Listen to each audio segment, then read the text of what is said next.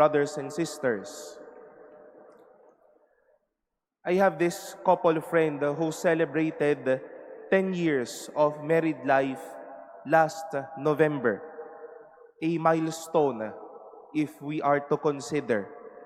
But the problem seems that after 10 years, they still do not have a child of their own. But what was happening during those 10 years?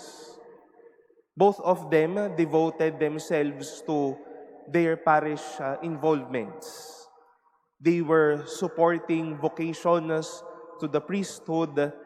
They've been good friends to some members of the clergy. They've been joining retreats and a lot of prayer, knowing as well their profession as both of them are economists. Just after their 10th wedding anniversary, they found out that they are now expecting their own child.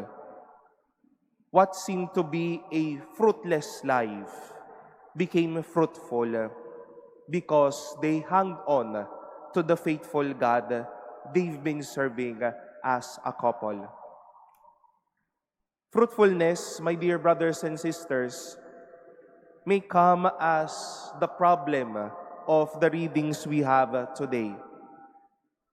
Abram was old, and thus the impossibility of fruitfulness, of being a father.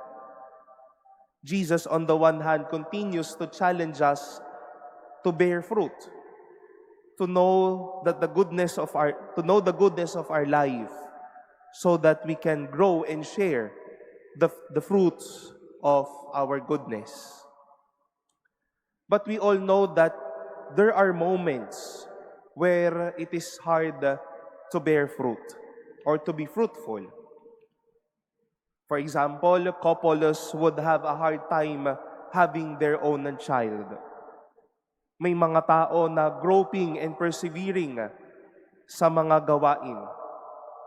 May mga tao na nakakaranas ng tagtuyot sa kanilang buhay.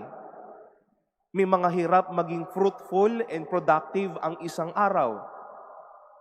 But just as what Abraham held on, he embraced a faithful God.